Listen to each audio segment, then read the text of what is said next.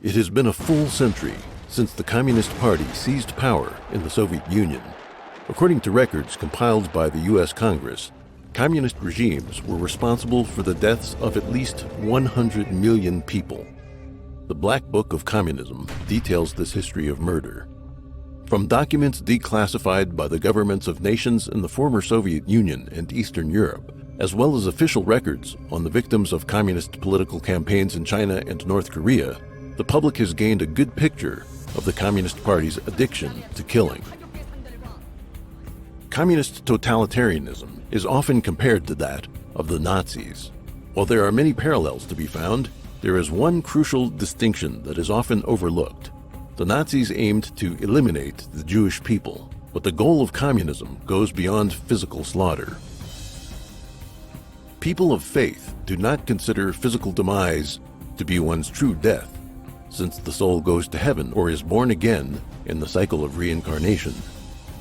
The Communist Party uses killing as an instrument to plant the seeds of terror in the minds of the people, forcing them to accept its evil ideology. Through the destruction of morality, people's souls are fated to damnation.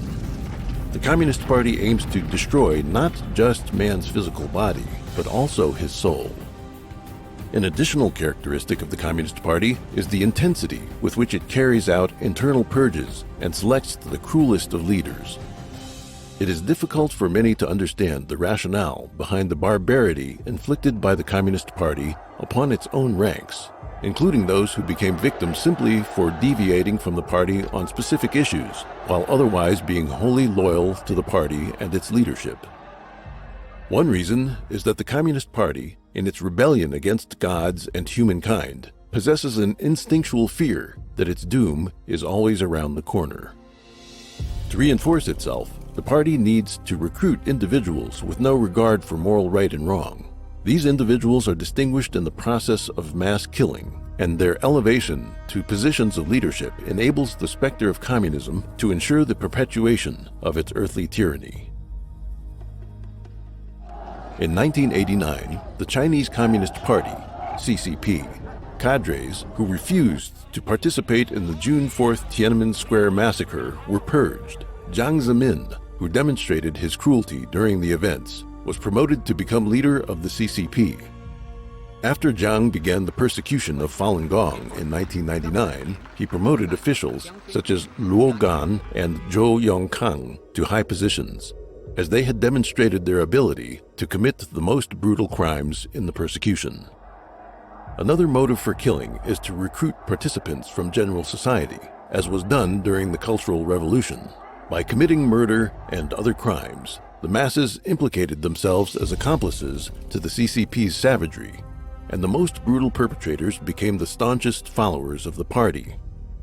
Even today, many former Red Guards who committed assault and murder during the Cultural Revolution express no remorse for their crimes, saying they have no regrets about the events of their youth.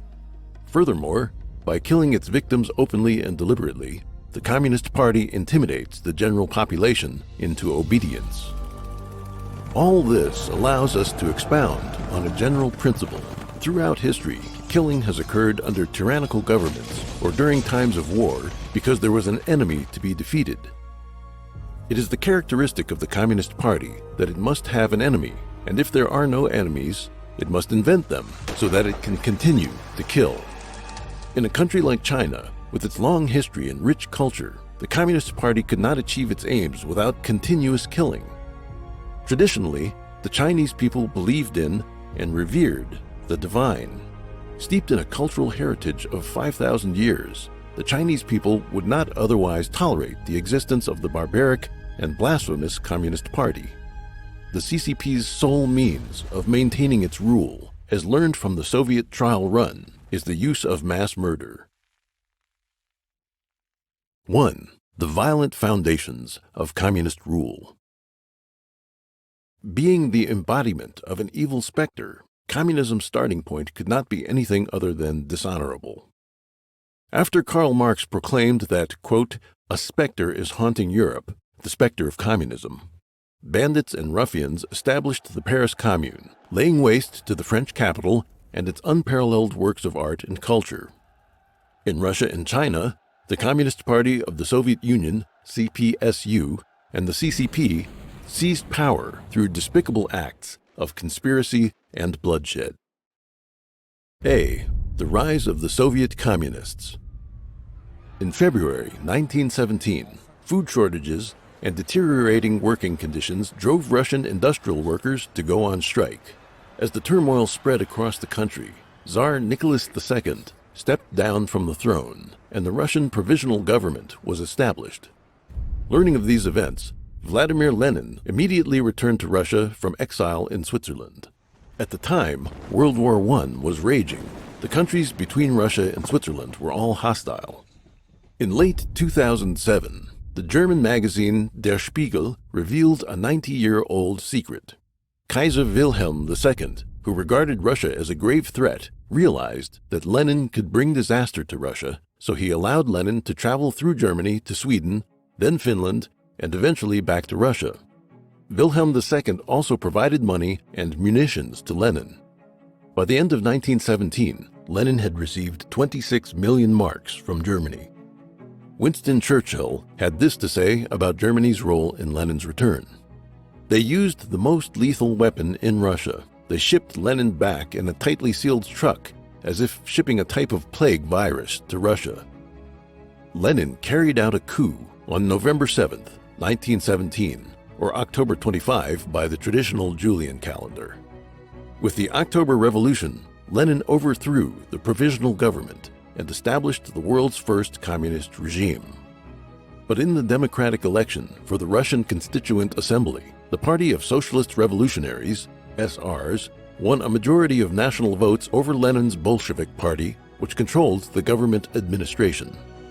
Out of an electorate of 44.4 million people, 40% voted for the SRs, with the Bolsheviks losing by a 20% margin. After this setback, in the Russian Constituent Assembly meeting on January 5, 1918, Lenin trampled on his promises and declared the Constituent Assembly an, quote, enemy of the people. Having prepared in advance to enact martial law on the day of the Assembly's meeting in the Russian capital of Petrograd, the Bolsheviks mobilized troops and disbanded the Constituent Assembly by force, destroying the democratic process in Russia. The October Revolution and subsequent Leninist takeover was the origin of all violent communist movements throughout the world in the 20th century. It triggered the international rise of communism and the countless catastrophes that followed. B. The Chinese Communist Party seizes power. After 1917, when the Soviet Union was just established, it exported revolution to China by making use of the fact that the Republic of China had joined the Third Communist International, or Comintern. The Bolsheviks dispatched Grigory Voitinsky to China to establish a local communist organization. Then it sent Mikhail Borodin to engineer an alliance between the Chinese Nationalist Party, Kuomintang, and the Soviet Union. Under this arrangement, the young Chinese Communist Party was given opportunities for rapid growth by subverting the Kuomintang.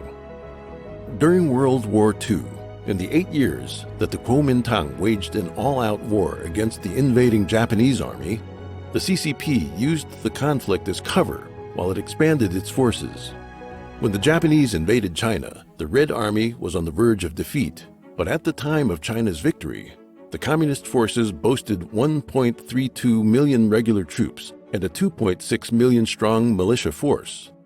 Following Japan's surrender, the CCP used the cover of peace talks with the Kuomintang to covertly expand its forces further. Meanwhile, the CCP's diplomatic efforts led the United States and the Soviet Union to abandon their policies that supported the nationalists.